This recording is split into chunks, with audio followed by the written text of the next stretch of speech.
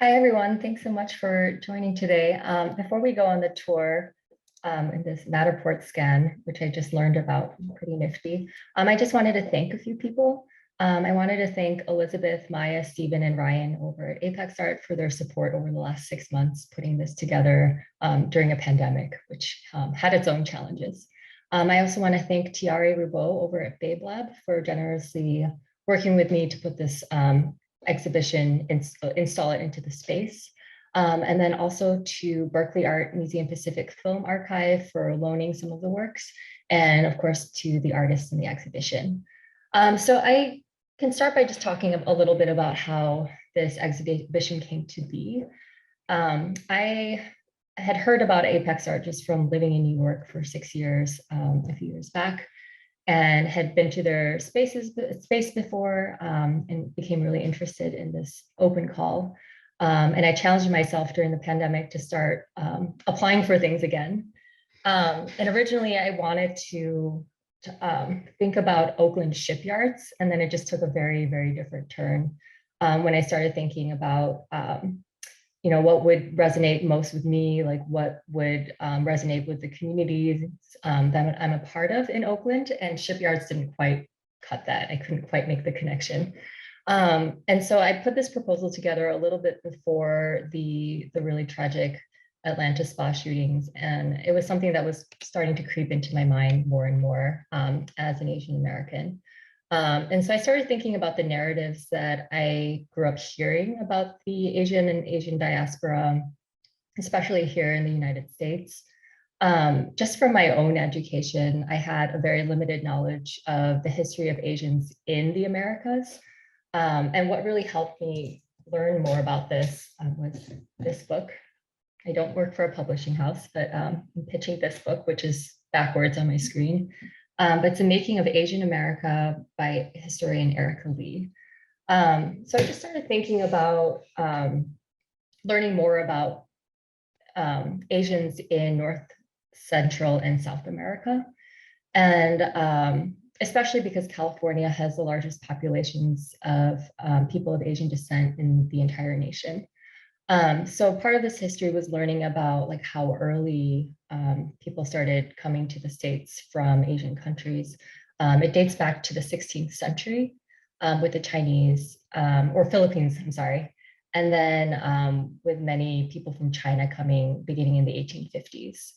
A really big turning point to Asian immigration was the 1965 Hart-Celler Act, which was signed by Lyndon Johnson.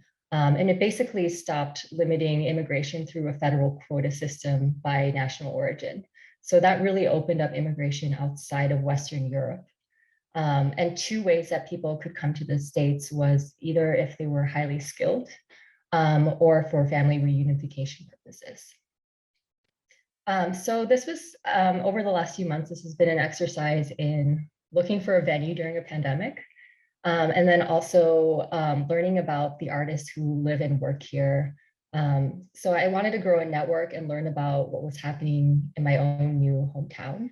So I started looking at different MFA programs with some of the students there, as well as faculty members and other artists in the community.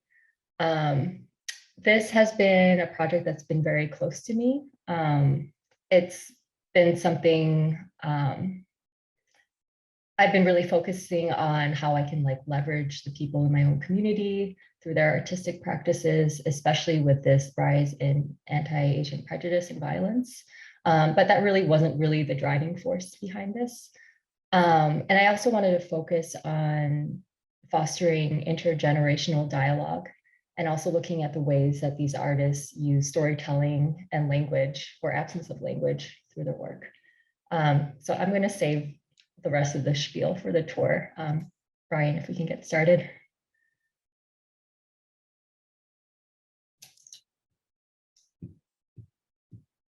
Okay, so here, if some of you were at the program last week, there is a poster project by For You Performance Collective. And I can just find the link for this. They are, I'm not very good at multitasking. They are a performance collective led by Erica Chong-Shuk and Ryan Takata here in the Bay Area and in Vancouver, Canada. And they paired with the organization Little Brothers, Friends of the Elderly, that works regionally and across the nation to work with elders who are dealing with isolation, especially during the pandemic. And we had a very good conversation about how this collaboration came to be. But the short story is that artists and creatives, there was one artist paired with one AAPI elder for this project. And the idea was to connect them together either through their own interests or their geography to have conversations during this like extreme isolation during the pandemic. And basically the artists would then create a poster as kind of like a activist poster for their elder.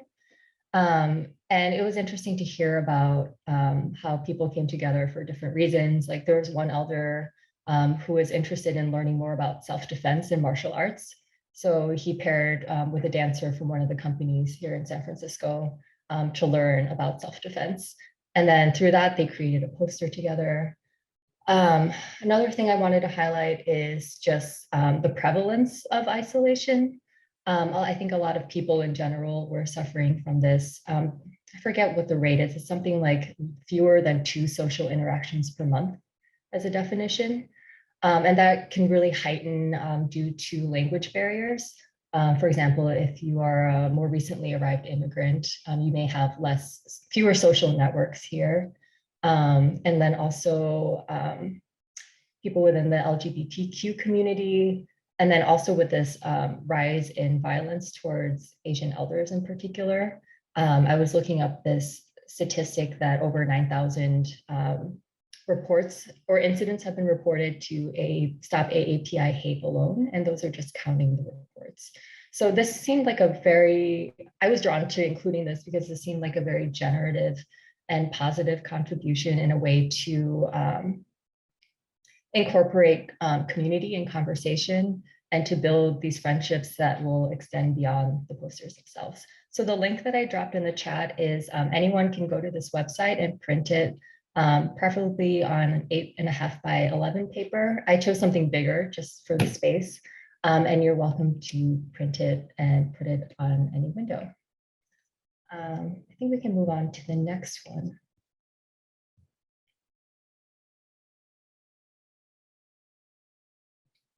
I want to show you a little clip. My earliest memory of you, Pati, is watching you pray to the Tulsi Madam with a silver tatte in your hand. On it, neatly arranged, were smaller silver cups with nallatani, kungumam, and manjal. Amma would wake me up every morning at 5 a.m. to watch you pray. This visual of you is etched in my being, for it was my favorite thing to wake up to every morning. You were many things in that moment. You were sincere, disciplined, sensitive, faithful, and dedicated. Your faith is still beautiful to me. The sound of the mason cementing the walls, listening to Tamil songs on the radio, is strangely calming.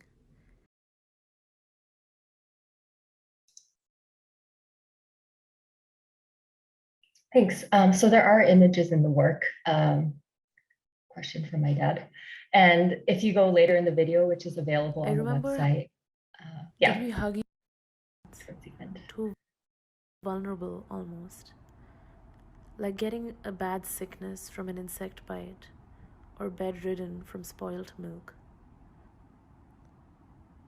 Tata, I don't remember the last time we met. Was it in Bangalore? Someone, but I don't fully understand how I missed. Yeah, so you can watch the full video on the gallery walkthrough online. I really love this work. This actually corresponds with a few photographs, which I will talk about in a couple of minutes. This is a video by Vasudha Narayanan, who is a Bay Area artist currently residing in India. And she is a co-founder of Jaga. I don't know if I'm pronouncing that correctly. And it's a collective for South Asian artists here in the Bay.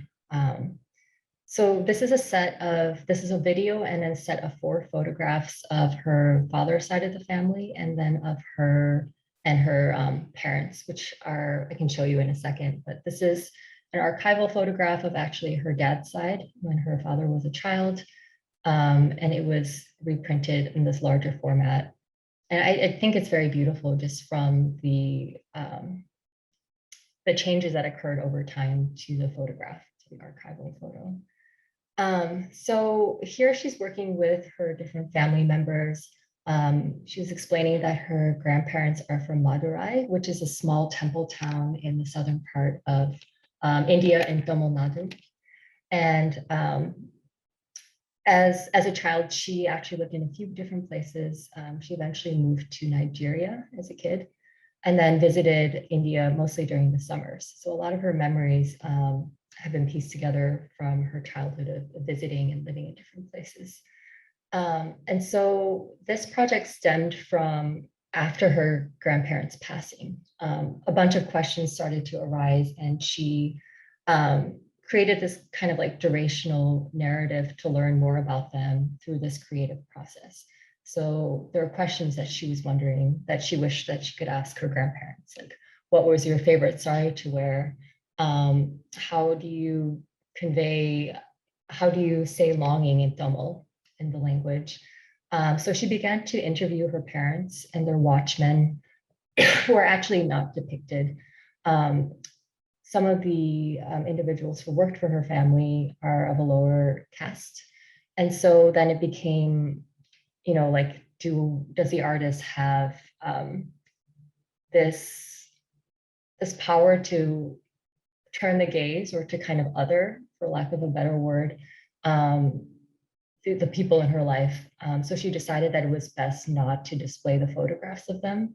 So instead, here's her father on the left, her mother in the middle, and then the artist Vasuda is on the right-hand side.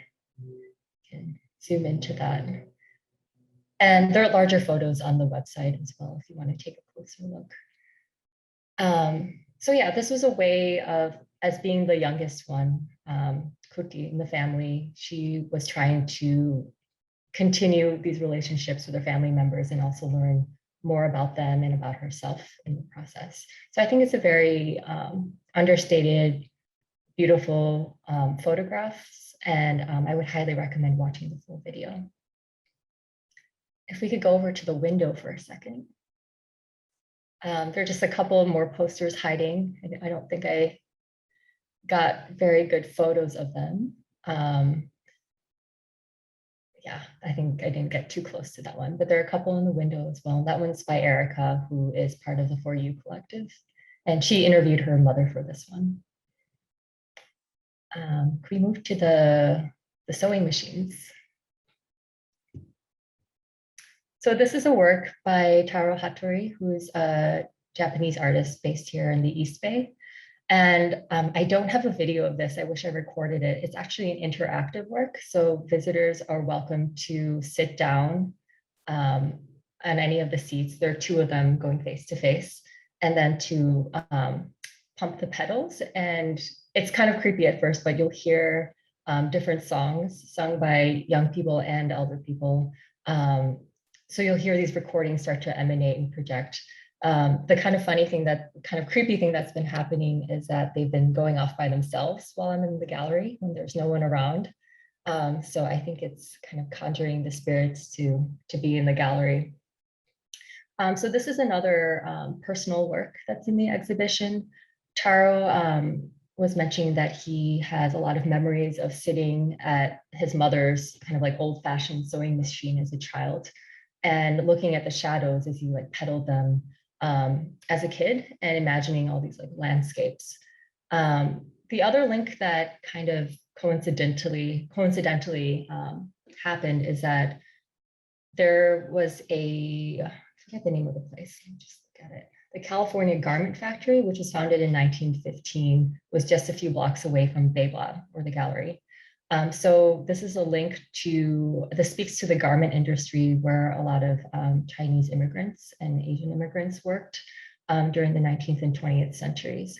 And there were a whole lot of them, especially if you're looking at LA, the San Francisco Bay Area, and Hawaii.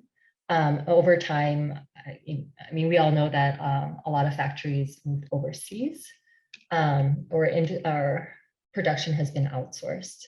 So at one point, there were a lot of garment factories in the area. So the activation that we're doing next week is to collect more songs. And Taro, if anyone interested, Taro is looking for elders of Asian descent in particular to record their stories and their songs and then to add them to the sewing machines. So we'll be taking people one by one for, I believe, 20-minute sessions. So if you know of anyone who's interested in sitting for him, please feel free to reach out. Let's see. I think that's it for that one. Let's go to the green video.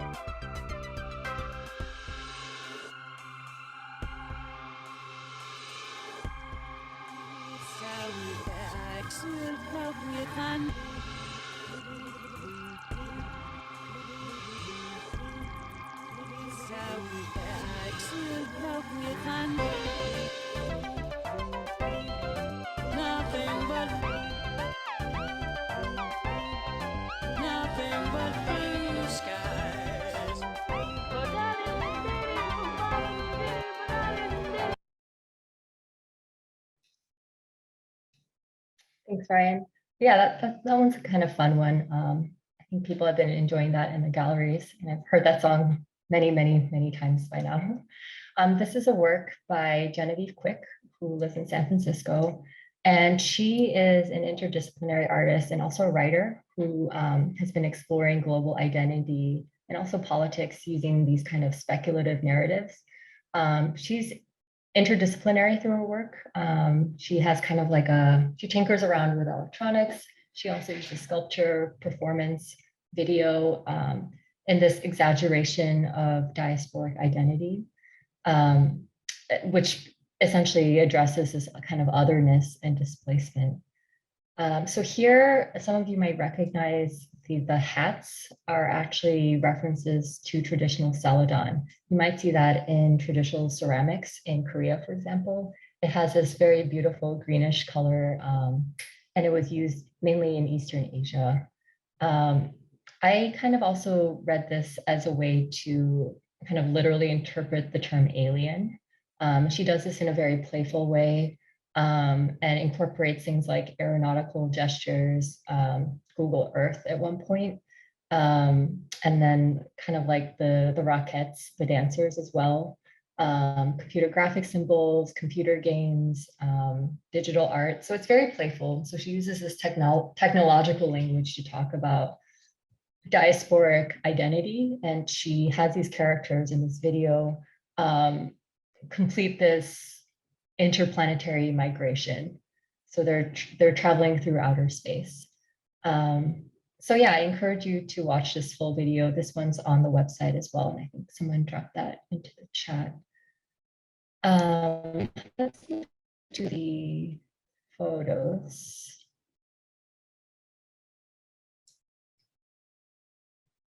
So this doesn't have any sound, so I'll just be looping while I say a few words about it. This is a work by Jihan Jia. She is a more recent MFA graduate from, I want to say, California College of the Arts. And this is one of the works related to language in the exhibition. So she used the script you'll see here is actually not Chinese, but there are some similarities to it. I don't know how to pronounce this because there's a V in it. It's Nushu, I believe. And this was a script created by Qing women, and it was possibly the only known language created and used exclusively by women. So there may be others. I couldn't find others. And it reached its peak use during the Qing dynasty, which was in the mid 1600s to the early 20th century. And here she's taking a love poem by Shangwan Wanner, a female official and poet, and also an imperial concubine of the Tang dynasty, and using this secret language among women and using her own body in athletic wear and equipment, usually associated with men's sports. So some of the equipment you see here is for boxing. Like in this image, I don't recognize everything. I think there were some hiking poles, or like, I'm not super, don't play too many sports. But she wanted to use, yeah, here's a bow. There's no arrow though. These and take these objects usually associated with aggression and like men participating in sports and translate this into this love poem in this secret language. So in this work and in the next one, which I'll talk about in a second, there's this like refusal to directly translate or to make something completely transparent or to allow access. So in a way that gives the speaker power. In the case of this is the language only used by women in a particular group. And so that gave them the ability to communicate with one another and keep that opaque to others. And if we go next door to Teresa Hagyang Cha, something happened with my scan. So we can only see all 10 photographs from afar. And then if you close up, there are only 8 of them for some reason. So there's some limits to technology. And so these are photographs loaned from BAM-TFA or the Berkeley Art Museum. And these are archival photographs of a performance she did on Bluxton Street, which is in present day South of Market in San Francisco. I'd like to talk a little bit about Teresa's life as well after I talk about her work, because it's something that hasn't really been highlighted or talked about. I would like to talk about it. And so this is a work called Vaucleroy, which is in French. And so Teresa, she's the only deceased artist in the exhibition. She was born in Busan, which is in the southern part of Korea in 1951, which was at the beginning of the Korean War. And she emigrated to the US to escape the war and the military rule in Korea and studied at UC Berkeley in 1969. And this was a time, especially around 1968, when university students were calling for the broadening of subject matter through ethnic studies, I believe. And there was like a surge of campus activism. And this wasn't only at UC Berkeley, but it was a prominent place within the Bay Area for that. And then she also spent some time in Paris in the mid 1970s after her time in California. And so she became fluent in Korean, English, and French, which are actually languages that I speak as well. And she used written language, performance, documentation, and mythology to examine her own experience as an immigrant in all these places and to examine like kind of the discomfort and the in-betweenness that she felt in a lot of these places. And I've known about her work for a long time. And what I really love about it is that she doesn't directly translate or give you the answers right away. So in this performance, she plays around with different words in 2 different languages, arguably 3 if you count her performance and her gestures, which have a little bit of a link to maybe Korean ritual if you are gonna deeply read into it. Voix means voice, aveugle means blind. It's hard to zoom in, but if you look at when she unravels it, it says mot or son, which means without, and then mot means word. So like without words. And it can be interpreted in different ways. You can read it from the bottom up or from the top down.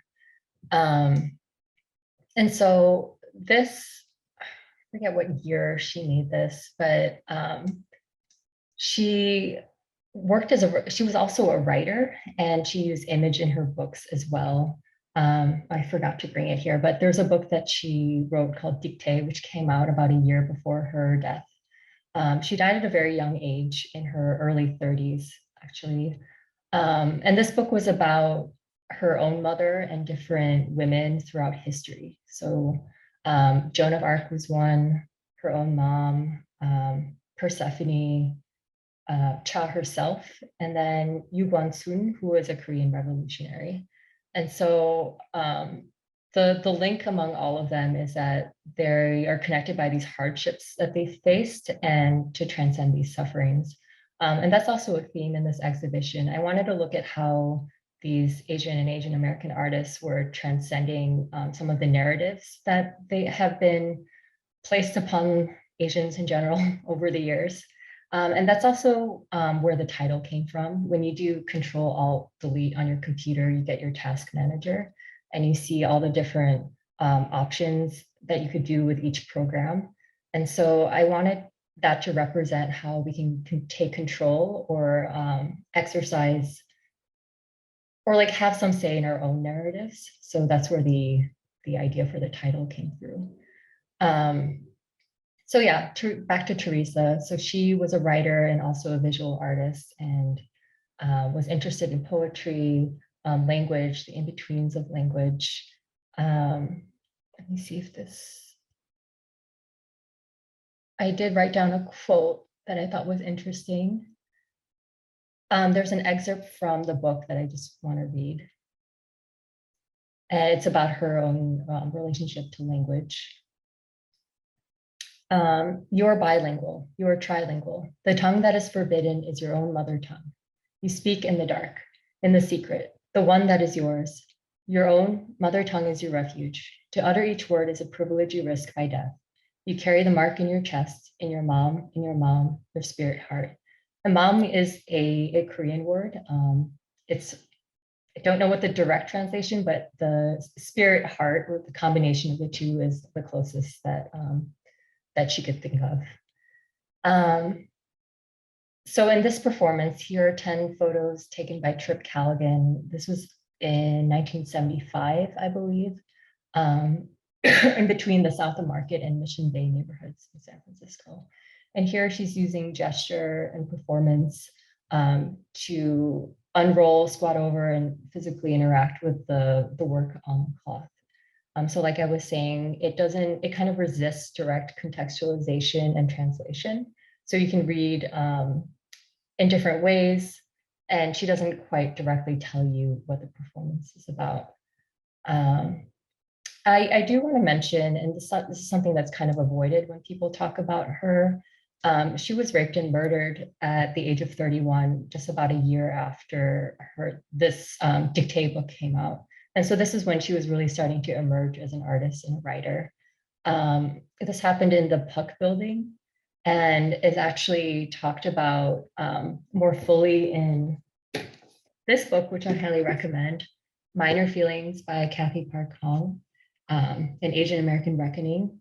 And she talks about the way that how people have been focusing on her work so much to the point that they exclude this aspect of her life.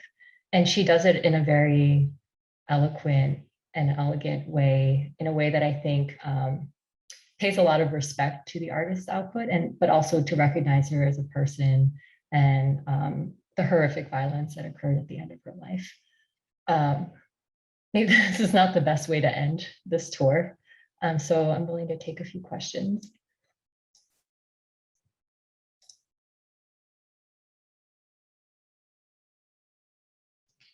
Yeah, please feel free to, we have a nice small group. If somebody wants to unmute themselves and ask the question directly, or you can just drop the question in the chat and we can chat a little bit more with Janet.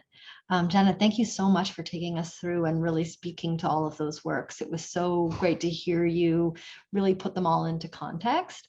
I was really drawn to this part of sort of legibility and unlegibility, sort of as a through line with Genevieve's work, where there's like sort of a language that is impossible to actually comprehend, and that's sort of the one that's most specifically speaking to or sort of imagining some kind of sci-fi like future realm. So this sort of like really interesting through line of language kind of coming in and out of our understandings, and the sort of things that are missed between translations and reimaginings of voice was a really beautiful through line. I know that there's one question when we passed by Zihan's work, that was the red deco in the tree next to the work. Oh, yeah, a lot of what you see in the gallery was part of the gallery. So that actually wasn't part of the installation. I can talk about that a little bit. So we've cleared a lot in the space for this exhibition. It hasn't been used as a gallery for about 2 years. So it felt like Jumanji in there. So a lot of the trees there, we kept most of them in the space and some of them were moved. It was Jumanji at one point, just like with the branches falling everywhere. And I decided I actually kind of liked it. So we kept a lot of the foliage around, and just like different things hanging in different corners. So I don't know where it's from, but I can find out. Janice, you want to unmute yourself and ask a question? You have your little yellow hand raised there with it. I do, yeah. I wanted to ask, because you mentioned, I think it was the first work that you presented about, or the second, about the, you mentioned Vancouver. I live in Vancouver, so I wondered if there was any location where anything was to be seen. So the For You Performance Collective works, their main thing is gift giving. Oh, yes. So they are more performance-based. I'm trying to explain. So there are very few physical objects. So the posters are a manifestation of this exchange that occurs.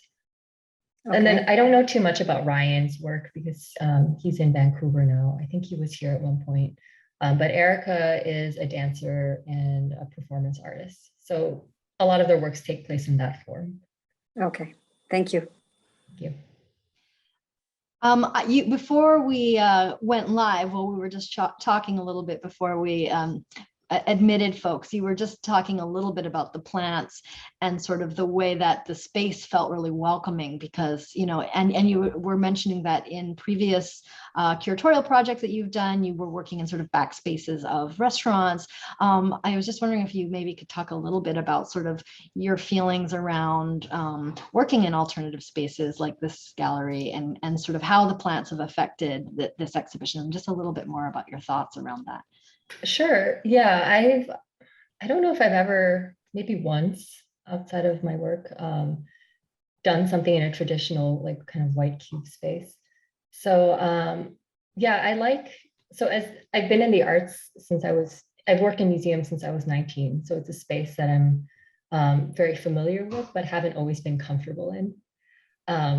And especially galleries, for some reason, I always found opening receptions to be kind of cold and hard to access and hard to talk to people. And so I didn't want to have that experience. And so when I saw that Babe Lab had all these plants, I welcomed this opportunity to do things a little bit differently. And so we kept all of that around. And I think it did make people feel a little bit more welcome. And I think it did make sense with some of the works as well. Like these posters are supposed to be put anywhere, so they don't really belong in this kind of blank canvas space anyway. The past projects I've done while I was living in New York have been kind of in backspaces, as Maya mentioned. I've worked in like flexible performance venues or gallery spaces in restaurants or bars, or I guess the most traditional one was at Columbia while I was a student there.